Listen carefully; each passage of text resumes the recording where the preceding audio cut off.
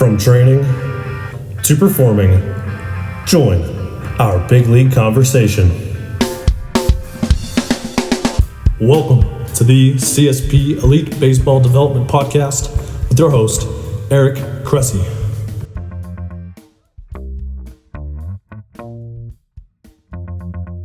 Welcome back to the CSP Elite Baseball Development Podcast. I'm your host, Eric Cressey, and this is episode 29. We have an awesome show today that's timely on a number of fronts. First off, it's the first show of the Major League Baseball offseason. The regular season just wrapped up, which means that we have some exciting weeks ahead at Cressey Sports Performance and in the baseball world. On our front, a lot of our pro guys roll back in to start their offseason training, and then in baseball on the whole, there's plenty of really good playoff baseball to watch every single day. To celebrate, I've actually put my popular resource, Sturdy Shoulder Solutions, on sale for $40 off through this upcoming Sunday, October 6th at midnight. It's been one of my most impactful resources for a lot of coaches and players alike, and it's particularly useful if you're someone who's planning to work with baseball players this offseason. So if you're interested in checking it out, you can head to www.sturdyshoulders.com and enter the coupon code offseason19 at checkout to get the $40 off discount. Again, that's www.sturdyshoulders.com and the coupon code is offseason19. This is also a timely show because today's guest is actually on the coaching staff with the St. Louis Cardinals, who just won the National League Central and will open against the Atlanta Braves this week. I should note that we did have a little bit of audio issues as we were recording this while he was on the road, but luckily we called in some tech ninjas to make it as basically audible as possible, and I think it worked out well. So I'd much rather have it out there, even if the audio isn't pristine, just because I think the information is that important to get out to the coaching world. So I think you'll really enjoy it, and again, apologies for the audio quality. Hopefully we can make it work for everybody. Today's guest played college baseball at Butler University before moving on to 2 years of independent baseball. Thereafter, he completed a master's degree in exercise science from Louisiana Tech University, where he was involved in various baseball training and research, as well as strength and conditioning work with the school's baseball and softball programs. At the completion of his master's work, he was hired by the St. Louis Cardinals as a minor league hitting coach, and he became the minor league hitting coordinator for 4 years before being hired away by the Houston Astros. He spent 6 years with the Astros, working his way up to serve as a major league hitting coordinator for 4 years and 1 year as a major league hitting coach in 2018. This past November, he returned to the Cardinals as the major league hitting coach. He's also a certified strength and conditioning specialist through the National Strength and Conditioning Association. And in this podcast, you'll really appreciate how his knowledge of anatomy and function in this realm impacts his approaches to teaching hitting. He's also one of the co-organizers of the Slugfest Clinic that will take place this November in West Palm Beach. So we talk about that on the podcast, and definitely an event you want to check out. So please welcome to the show, Jeff Albert. Welcome to the show, Jeff. Hey, thanks, Eric. Thanks for having me. You got it. So I'm intrigued because I think with this conversation can go in a few different directions. So we're going to try to do stuff for maybe the young coaches out there that want to try to be the next Jeff Albert, as well as obviously the young aspiring hitters who want to be better in their game. So you're kind of at the forefront of a revolution of young coaches making big waves in this game at an age where you don't have a ton of maybe professional playing experience. I looked it up. You got 24 career plate appearances in independent ball. So, and I like the fact that I can call you a young coach because I think you're just older than me. We're both 38. So it actually is really just a pat on my back to make me feel better about myself. So I guess my question for you is, as you see this new generation of young coaches entering the game, what competitive advantages did you have that helped you overcome the classic, well, you didn't play in the big leagues argument that you probably faced earlier in your career? I got to say first that if you're out there and you're listening, you shouldn't be trying to become a Jeff Albert. That's not a good goal. You should be trying to do the best you can to learn and get better. And by the time you kind of move along in your career, you're doing something far past the point where I am right now. Mm-hmm. And that gets to your question about the whole competitive advantage. It didn't start as a competitive advantage. It started as I was trying to figure out how to become a better player myself, and trying to figure out how to hit better and hit with more power and increase bat speed and do all that. And so at the time, the late 90s, early 2000s, there wasn't really a lot of information on that. Paul Nyman from Set Pro was he was the guy that was putting out some information. I learned a lot from him about training, way to implement training, Hmm. how to do video analysis, and I was basically just doing that while I was in college and trying to figure that out. Um, so the big thing, really looking back, was constantly asking the question why or how do I get better, and just going through that process led me to graduate school, learning about biomechanics and motor learning, Hmm. even sports psychology for that matter. And so I think just constantly asking that question about improvement and progress, like constantly asking why and how to get better, Hmm. uh, led me down, a few different roads. And it turned out, by the time I was graduating, um, at the end of 2007, early 2008, and sending out applications and trying to get in professional baseball, I was I was days away from accepting a job as a strength and conditioning coach, Hmm. because I thought that was my way in. I didn't even know how to try and become a hitting coach at that time. And that I got contacted by, Jeff Luno, who's now the GM of the Astros, and at the time was the farm director for the Cardinals. And it turned out there weren't really too many people that were doing that kind of work that I was doing on the hitting side. So that's kind of how I got in the door, and over time, just continuing that process has turned out to be very advantageous for me. Absolutely. And it's really interesting. I always talk to like young strength and conditioning coaches is like if you understand anatomy and what good movement looks like, you can go in a million different directions. Like you literally pivoted, and went from being strength and conditioning coach to being a hitting coach. That seems like on a dime early in your career because you had that background.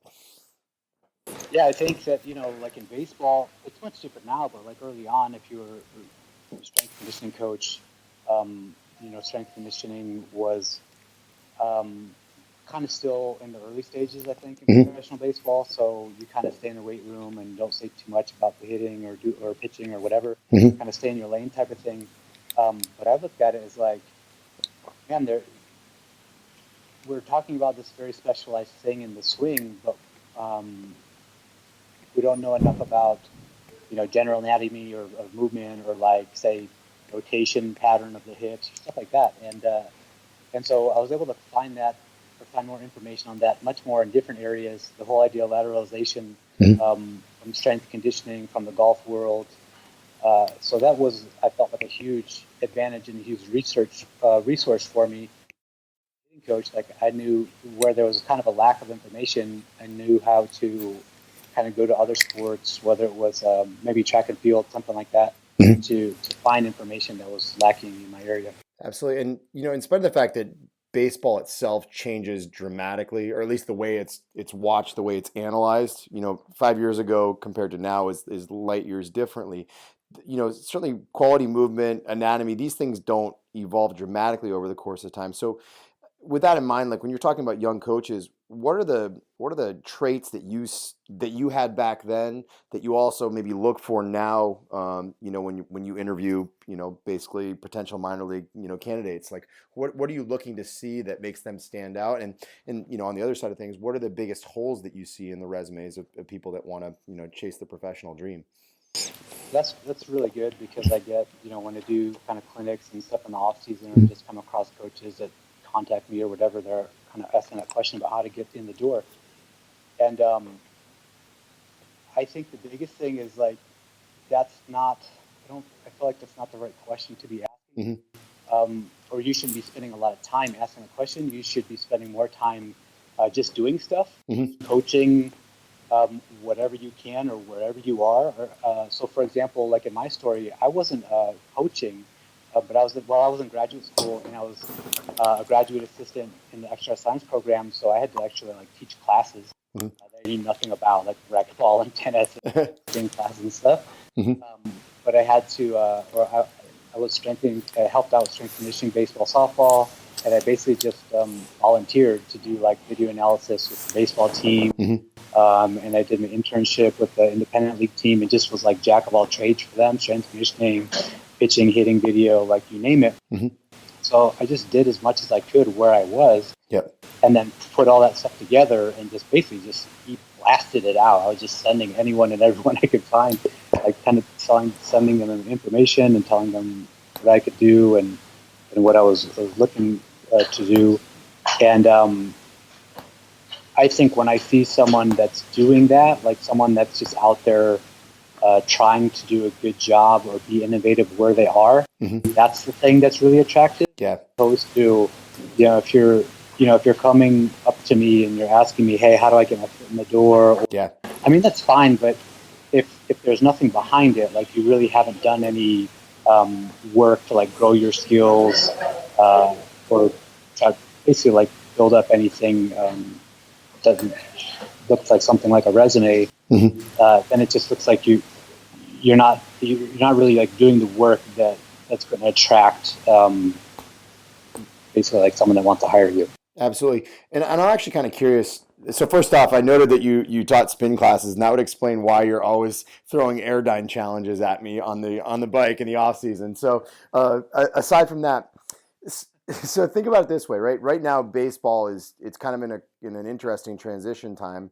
You see like a Wes Johnson getting hired by the Twins and going right to the major leagues from the college ranks. That's becoming more and more common. And certainly, like, these are very progressive guys, and obviously with Wes it's gone great, and there are many other examples of guys who have done that. And even watching it myself, when Matt Blake was our first ever pitching coordinator at Massachusetts, and he's an assistant farm director for the Indians, and in a relatively brief amount of time in professional baseball and doing a great job. So I'm curious, like, with that trend happening, where do you think potentially people can go off the range, so to speak? Like, where can they get into trouble with that? What do people coming from the outside maybe not know about professional baseball that they need to navigate? And then, what are the qualities that you've seen of guys who have come from either the private sector or college and gone right to the highest levels and really succeeded in those roles? Man, that's really hard To generalize, yeah. to put into words. It's definitely happening. Like last year in the off season, if you're paying attention to the hiring that were happening, like the hitting coach world in the big leagues and the minor leagues, it was way different than anything I'd ever seen before, because I feel like there's been so much progress on the pitching side. There's so many great pitching coaches and so much obvious pitching development that's going out there that those questions are happening more on the hitting side. Like, hey, how do we keep up with this? How do we compete with this? How do we find ways to be more productive on the hitting side? So, there's more information, there's more analytics, there's more technology, and with that comes demand of coaches that can not only consume that information and interact with, say, the front office or the analysts, or the technology side, but then I think the big quality moving into the, say, professional baseball obviously goes more towards the application side, and those are a lot more of like the softer skills and figuring out the things that change with the relationships and the environment of professional baseball, and even within the different levels of professional baseball. Because at any level of professional baseball, you're dealing with a small fraction of the best baseball players in the world, really. And on one hand, they're really good, but on the other hand, almost everybody has something that they can make progress with and do better. And then the higher up you go, the more pressure there is to perform, and basically like the less time there is for development. There's definitely some aspects of the environment that put some demands on the type or style of coaching that you might have. Yeah, absolutely. And there's also kind of like a generation of guys at roughly our age, players who maybe just finished their competitive careers. So I think of like Sam Folds, a good friend who's player information coordinator for the Phillies. I've heard great things about what Tommy Hodavy's done with the Cubs, being a recently retired guy who's related really well. And actually Brandon Kinsler raved about him when we interviewed him on the podcast. I'm curious, what do you think it is about maybe that age range, or is it a skill set? Is it the fact that these guys are able to relate because they played so recently and also were exposed to the analytics, or do you think it's just a type of person that is really, really good at disseminating information from the front office to the players without overwhelming them? Yeah, I think it's all of the above. I mean, it's almost like entirely new positions are popping up in professional baseball to address the changing demands of what's happening, in the front office and on the field. And I think, that this range, the Sam Fold type of guy probably got a little bit of exposure to that when he was playing. And if it's new and you're playing, say you're already an established veteran player, Hmm. you might just be fine where you are. And what's the point of trying to tackle new information or do anything different when you have something that works perfectly well for you, and that's completely understandable. Hmm. But there's a lot of players that are out there, and then maybe they're not maybe established, or they're coming up, or they're a 4A guy, or whatever they're in between, and they're just looking for that edge. And so they're more open to using the information and finding ways to get better, and they do, and they see that they can make it work. And then it just it kind of spreads over time. It spreads in the in the big leagues throughout player development, and so just having guys that have some experience with that and speak that language is really big, because there's definitely a lot to taking the information Hmm. paper or a spreadsheet and getting it into the batting cage or onto the field. Yeah, absolutely. Well, I'm curious. You're kind of like a renaissance man of hitting, right? You're looking in the golf world. You're out there exploring, obviously, a ton in the strength conditioning community on top of what you need to digest on the hitting side. Where do you see, like, where do you recommend young coaches go to learn more? Are there certain disciplines that you look to have them study? Like, I always tell our strength conditioning coach, like, get exposed to physical therapists, to manual therapists, things like that. What are kind of like the non-traditional education routes that you really emphasize to other people you're around? Yeah, I mean that was all basically by necessity. Yeah. Like you said, I couldn't rely on some great professional career that I had or Hmm. some status, because I didn't have any of those things. Hmm. So looking to different areas to gain information, I always felt like was a valuable resource, and honestly, like something I needed to do. Hmm. I think early on, I spent more time. I mean, I did my master's in exercise science, so Hmm. I had the strength and conditioning part. I was in the weight room doing all that, Hmm. and looked to, I would read a lot of research on golf. The guys at TPI, Hmm. Greg Rose and Dave Phillips, were really helpful for me. Hmm. I, tweeted about that for years and years. Hmm. So track and field, that kind of thing's been helpful. I think where I've been most recently is what you just said, is in the probably more like the physical therapy world. I spent a lot Hmm. of time just talking to our trainers, physical therapists, PTs, and but hanging out with you at the gym there. Yeah. Kelly Starrett's been amazing, kind of resource to be able to talk to him and see what he's doing. Basically, just learn more about what the body does, how it works, shoulders, hips, movement in general, and just keep even going. Um, kind of think of it.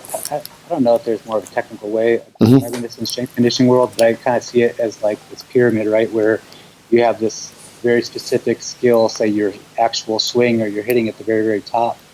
And I just kept seeing myself as spending all my time, during the baseball season at the tip of that pyramid. Hmm. And what I wanted to do was basically like go down and expand the base, so to speak. Hmm. So just that kind of drew me more towards like the physical therapy world, and watching what guys were doing, like in the gyms, with their recovery and things like that, and then seeing what I could take from those worlds and apply it to the hitting side. Yeah, and I think a lot of the young coaches now, and I sound like the cranky old like grandpa yelling to get kids off his lawn by saying this, but they have no idea how much more accessible all the information is now than it was like 2007. I mean, I just can remember like searching and searching and not having anything that I wanted as we got into kind of this baseball niche.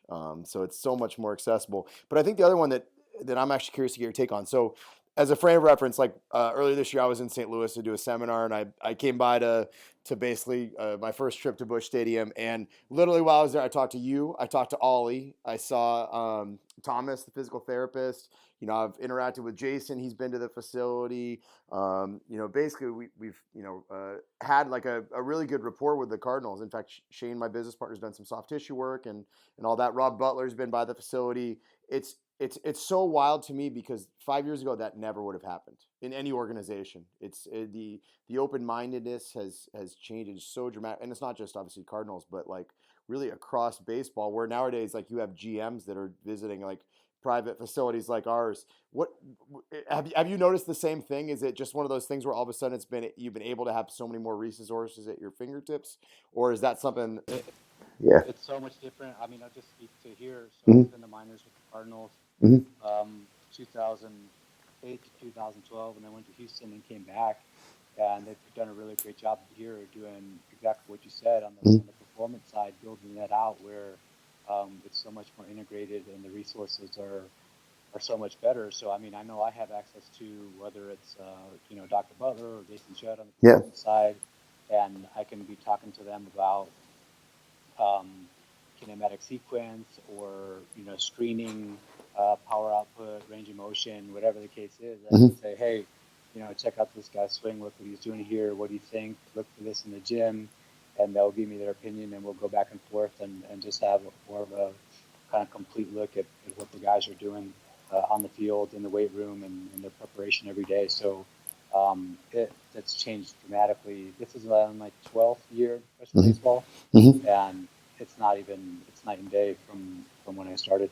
Yeah, it's a good idea to just remind coaches, like, you never want to be in that scenario where someone tells you to stay in your lane. Like, there shouldn't be silos in professional baseball. It should be or any professional sport for that matter. There should be collaborative efforts across multiple disciplines to help the player. Yeah, I think we're like, it's not. Sometimes you have lanes in the road where it's like a double solid line, like do not cross. Yeah. Are going the opposite way, right?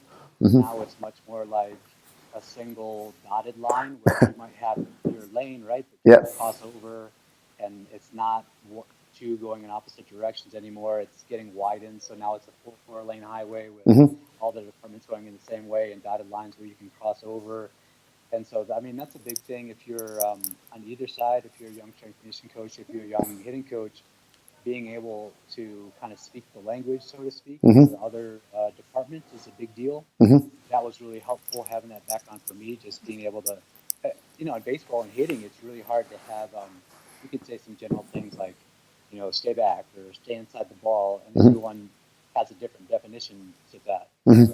In the strength conditioning world, like you don't have that. You have very Yeah. flexion, extension, rotation, like they're like very clear, Mhm. uh, much more clear definitions of movement and discussion. So it kind of gets things on the same page. So if you're coming up, being able to communicate with the guys or with the people in different departments is very helpful. Absolutely. So we're gonna shift away from the professional development side of things and actually talk about, work with hitters, which I know is obviously your foremost bread and butter. And one of the things I've always liked about you, is that you continue to do some work with younger players, on the side in the off season. So it's not like you're just dealing with genetic freaks who, were already really good by the time you got them. So I'm curious, like, to get some of your takes on, I guess, the hitting lifespan, if we had to define it to some degree. So when you see younger guys, and I'm sure you interact with these guys at clinics in the off season, and your 13 to 16-year-olds, what are your biggest limitations to develop? What are the high school coaches and parents on this call as they work with younger hitters? Where can they really start to hone in on progress? I think one of the big things is, again, it's kind of going down that spectrum from general to specific. And Mm-hmm. I mean, when I'm working with some of the younger players, and this goes even to like, little leaguers, young guys. I mean, my son's about to turn 8 years old, and Mm-hmm. we would go do clinics in Alaska for years where you're working with younger kids, 8, 9, 10 years old. Um, and I think one of the things that really helped me in the off season to coach younger players was like, at the time I was learning a lot about implicit, explicit coaching. Mm-hmm. Um, and so with the younger players, trying to coach with as few words as possible Mm-hmm. and trying to maximize like the type of movement pattern that you could see and trying to do that in the shortest period of time. That's what I was always going for as Mm-hmm. a coach. So one example, I remember seeing a young player and, we're just working, the dad's there, it's me, the young guy, and he's just hitting some balls up the tee and he's basically just chopping them straight into the ground. And he's right-handed. I'm standing like in the other batter's box, kind of up towards the first baseline, and I just put my hand up over my head, like a target, like so he would almost be like high and towards right field for this young player. And I said, "Hey, just swing towards my hand 5 times." And he swings towards my hand 5 times. I said, "Hey, what's that feel like?" And he didn't say anything. He just showed me the difference. So one where he used to do it, think about his swing going low left, so he's kind of chopping the ball, hitting ground to the shortstop. And he takes 5 swings towards a high right target towards my hand, Mm-hmm. and then he's swinging the bat like out, like he's going to throw it to right field. And then, I put the ball back on the tee, and I put the target back up there, and I said, just swing at this target. And now he starts like hitting line drives, going out towards right center field, going out to the outfield. And I mean, this is happening within like 5 minutes, and before and after of the swing. And you can look at it, and it's obvious difference. And that was like kind of like a light bulb for me. Like, you know, if we can get these players to move better, as like as quickly as possible without bogging them down with too much information, um, then that's like a huge win for everybody. And especially if you're a young player, if you can just get the player in the ballpark of, a good hitting position and a good swing path, that's a major win. Absolutely. And I mean, obviously, some of these lessons certainly carry over across. You want to be efficient with your coaching, regardless of the age of the athlete. Particularly if you're dealing with big leaguers and it's a long, 162 game season where the last thing you want to do is be talked at when they're already dragging in the dog days of summer. But does it change as you get to that next block of athletes? These 17 and 18-year-olds, like the kids who have largely finished puberty or maybe more physically advanced. Does the focus change in your work with them? I always think of like the minimum effective dose idea. Mm-hmm. And I mean, one thing I want to say is the players like get older because, my experience in professional baseball starts with, 16, 17, 18-year-olds Mm-hmm. That are international signs. Mm-hmm. Dominican Academy, I spent a lot of time over there over the years. Mm-hmm. And say the fundamentals of movement or the swing are not going to change. I would teach Mm-hmm. those the same to, a little leaguer as I would to a major leaguer. Mm-hmm. The principles. I think one thing that I noticed the most with maybe 17 or 18-year-olds that are coming out of high school or college, a lot of times, they've had maybe more instruction or whatever it is. Mm-hmm. Sometimes it's maybe just removing a misconception, Mm-hmm. or I think in Anders Ericsson's book Peak, he talks about mental representation. Mm-hmm. So maybe it's a video, maybe it's a drill. So making the mental representation, or like, hey, this is a better way to move, or a more efficient way to move, or go after the ball, or Mm-hmm. swing the bat, whatever the case is. I think it's important to kind of get those right early on. Mm-hmm. Like I said, either remove a misconception, or one thing I think it's missed all the time. Like I never hear anybody talk about this. If a player is at a young age, say he's doing something really well, Mm-hmm.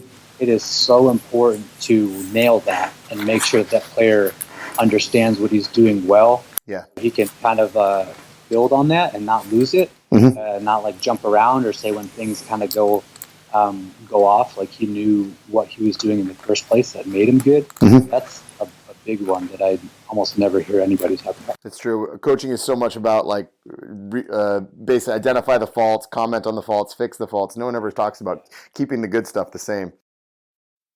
Yeah, you got to identify what you do right. Absolutely. It's, well, I think especially in a world where, hey, if you fail, 70% of the time, you're still one of the best players on the planet. Yeah, it's a different lens, like, because you're in high school and you're trying to do well and you're trying to get a scholarship, and you're in college, and there's some certain amount of pressure to kind of win games for your team. But Mm-hmm. when you start looking at it like, hey, the standard is championship level on a major league team, that's a really, really high standard. Mm-hmm.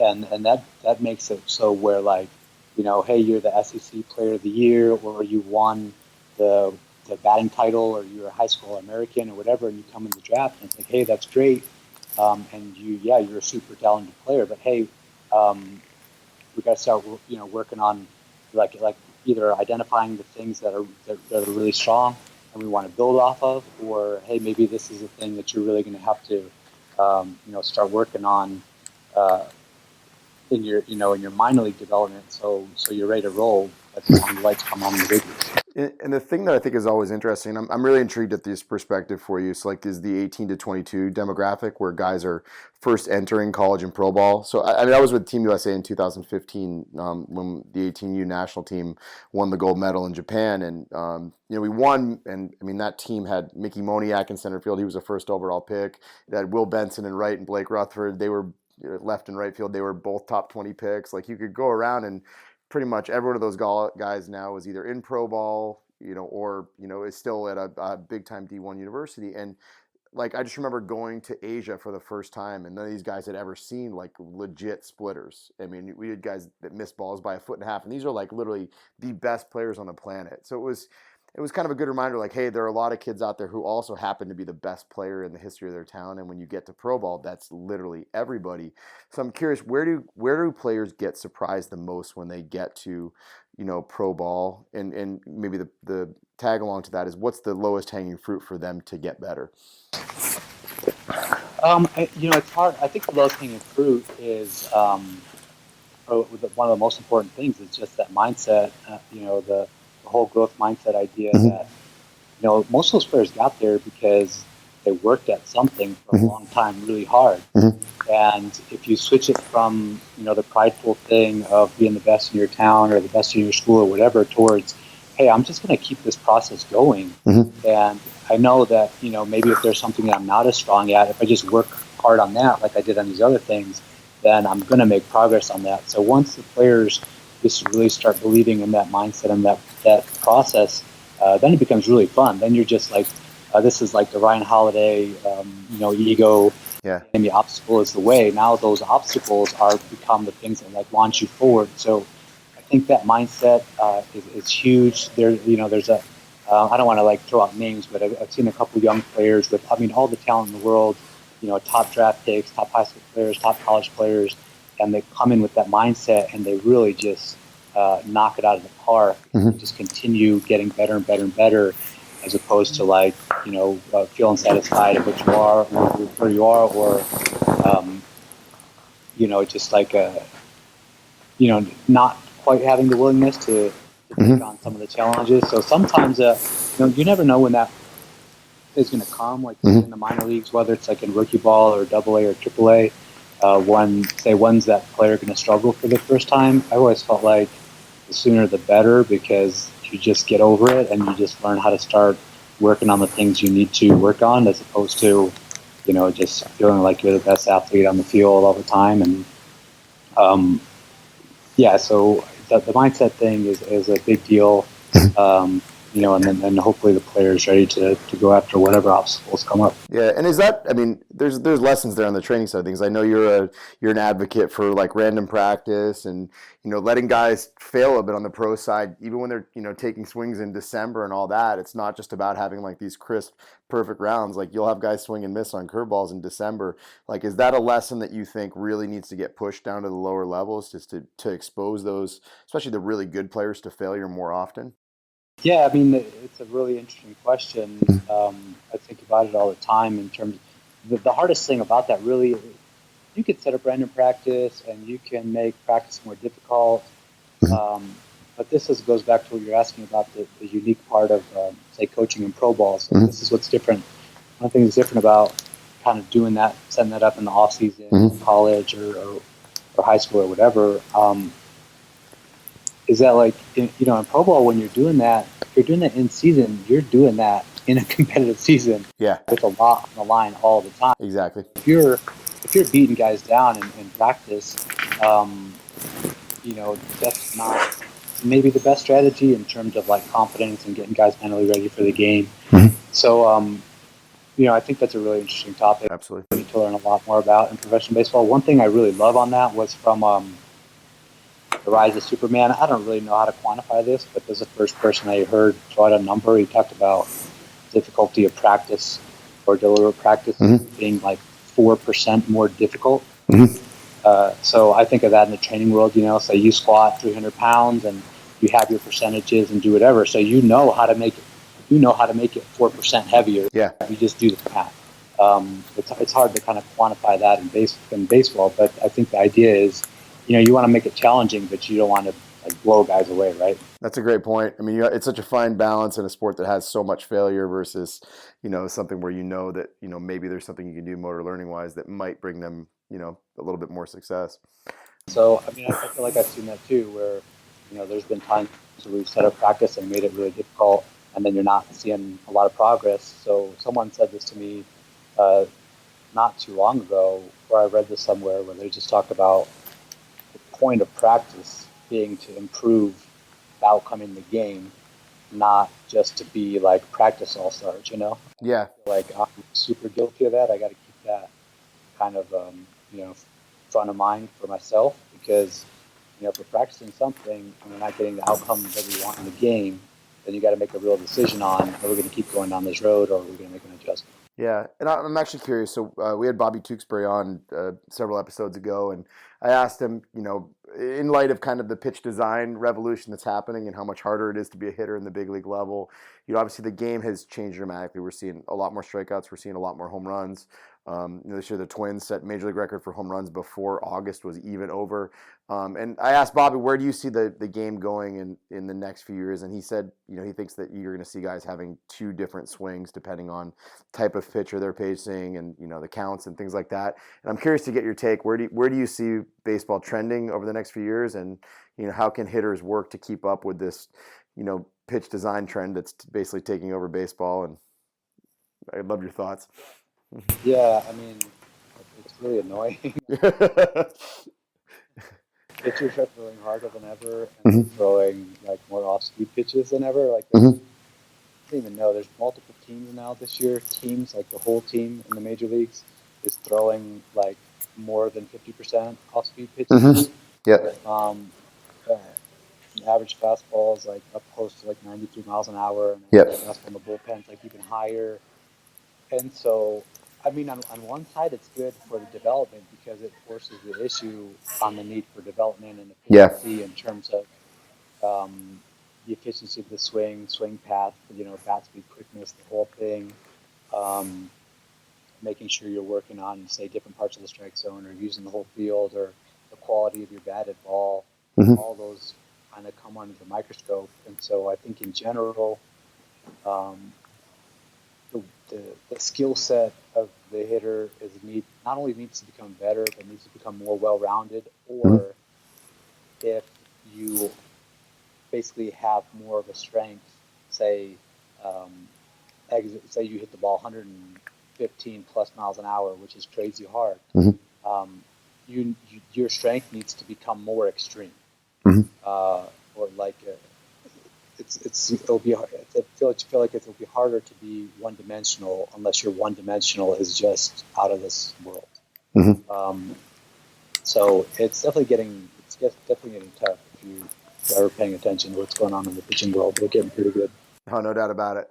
All right, so we're gonna switch gears. Let's talk a little about Slugfest. So this was an event that's run before, and you're kind of helping to take the lead on organizing it. It's in our backyard in West Palm Beach. Give us a little insights on where the idea originated, what it entails, and make sure all our listeners know where they can check it out. Okay, this thing is awesome. Mhm. I mean, I think about it like having this conversation, Mhm. like probably in a room full of other people that could just as easily, go back, they could all take part of this conversation. Mhm. Um, and I, look at the lineup of speakers, and I'm like, holy cow! Every one of these people is like someone that I would like want to talk to or want to learn something from. Can we get all these people in a room at the same time with a bunch of attendees that are basically like all very similar minded in the sense of not about what level I'm, whether it's baseball, softball, major leagues, minor leagues, college, high school, travel ball, whatever. Um, the experience last year was like, man, all these coaches are here and they have this crazy desire to get better. And so the interaction with not just like the quality of the speakers that were there, the quality of the attendees, like major league coaches, front office people, the colleges and high schools, and the coaches that were represented there just in attendance was totally unbelievable. So, last year was the first year for Slugfest. This is year two. Um, but so we were talking about it and just trying to come up with ways to take the next step and make it better. So we landed in Palm Beach this November 22nd to 24th. So everyone's really excited about it. That's awesome. Oh, I'm excited. I'm going to speak at it as well.